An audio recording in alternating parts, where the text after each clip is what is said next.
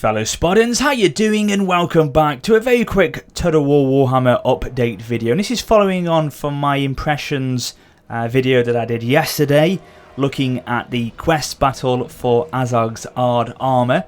And in that video I talked to you about my impressions, obviously, of the battle that was showcased to us by Creative Assembly, and I went through certain issues that were raised on the back of it by the community, and hopefully what I did was to try and answer them in some way or another, and try and put your minds at rest to the best of my ability, essentially. And basically today, in response to the community and their questions that have been sort of floating around in the forums and the videos, etc., they have come back with an official response to a few of these categories, or a few of these points that were raised. And that's great to see that they are officially coming back to us, trying to put our minds at rest in some way or another. So I'm just going to quickly showcase this to you, or show this to you now. I'll link it down below in the description. Also, I'll link the video of mine that I did of the impressions of the actual battle. If you haven't watched that video yet, as I say, you can check it down below in the description alongside this forum post. And it goes into a lot of detail. And of course, the big thing that they mentioned on the forum post was the graphics and the pixels and the lighting, which I obviously went into a lot of detail yesterday because of the quite vocal point that was made across the community and in the videos about it. So they sort of come back and kind of confirm what I said, that the fact that the YouTube compression system hadn't helped, and they're looking into that and hopefully will improve that in the future. It could be as well, that I didn't mention this yesterday, it all depends as well what bitrate the video was rendered at. The bitrate obviously affects, the higher the bitrate, the better the quality of the video is, so that could have been too low. They also could have not disabled resampling, which when you have resampling on, it sort of gives you, or gives the video a kind of a ghost, washed out effect, a lot of ghosting on the video. I always disable it because of that situation. So maybe that wasn't done on this particular video, so that could have made a bit of a difference as well. But they said as well that there's other aspects like the lighting can affect the environment, or so it can be affected by the environment, which army is defending apparently, what the weather is like, and other random variations, and that all affects how the units look apparently against the battlefield. But this is something they're still looking into. Apparently lighting isn't final, so that could be something that obviously will be looked into and maybe hopefully improved when we get the final build. But they did mention as well anti-aliasing or aliasing, I can't pronounce it properly, never have been able to, is in there for increased quality. So that option is back like it was in Attila.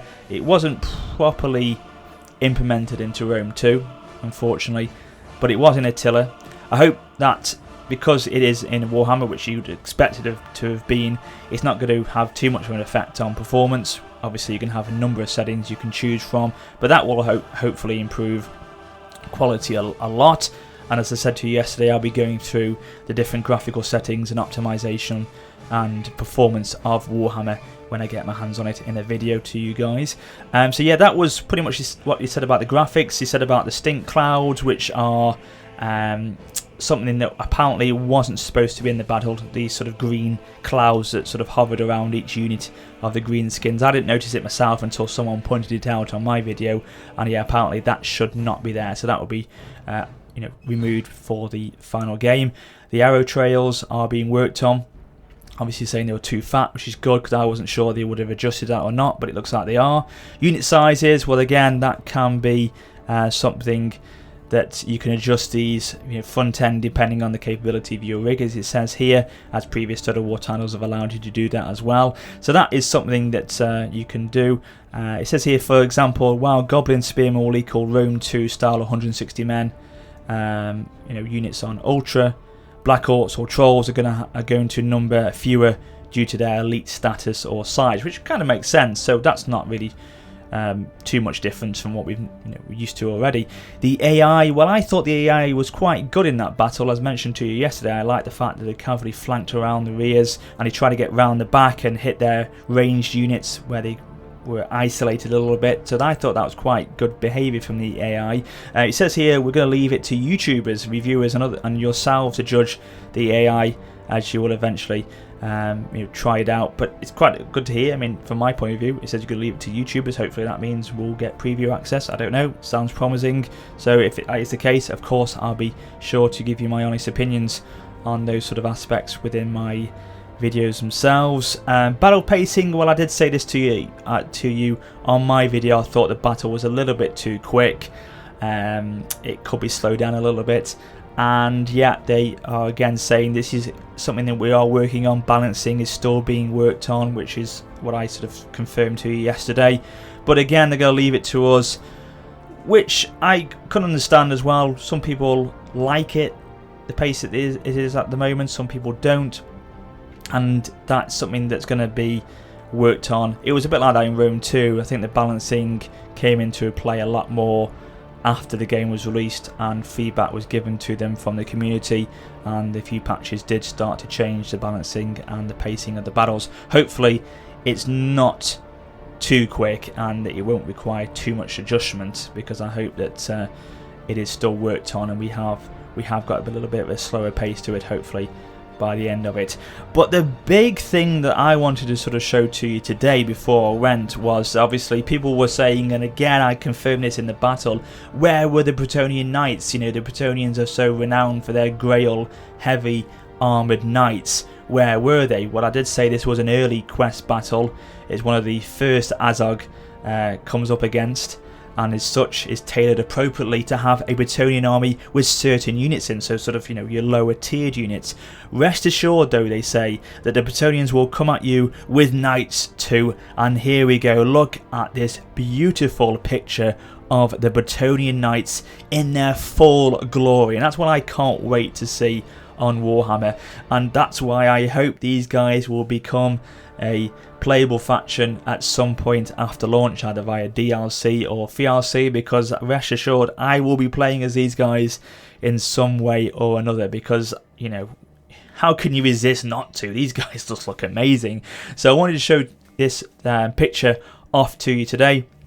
You may have not seen it if you don't follow them on their social media sites like Twitter and Facebook. You won't have seen this. If you have, then I'm sure you'll agree it looks absolutely amazing. But yeah, a nice reveal to us today. I love the sort of Pegasus flying units in the background, those heavily armoured knights looking amazing. It's sort of, it's great because a lot of, or certain medieval knights looked like this with their sort of ornate head armour, you know, with the great sort of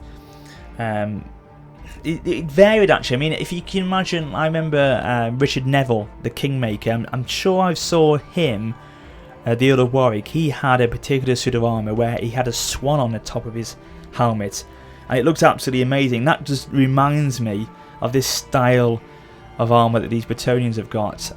You know, the chivalric sort of feel they've got. I think they must be based, judging from what I've seen of them so far, and obviously the leader of them is Leon Kerr, so it sounds very French. They must be sort of French in style, and you can definitely see that with the picture we can see here. The armour on the horses and on their shields, etc. looks absolutely just perfect. So yeah, I just wanted to quickly share this with you guys. Let me know, of course, your comments and your thoughts about this screenshot, and of course the article that they released today in the comments down below. Of course, I'd like to hear from you as always, and yeah, be sure to check it out for yourselves. The link to the post is in the description, alongside the video of my impressions of the quest battle from yesterday as well, if you haven't checked it out. But as always, thank you so much for watching, and until next time, this is Warrior Spotter for now saying farewell.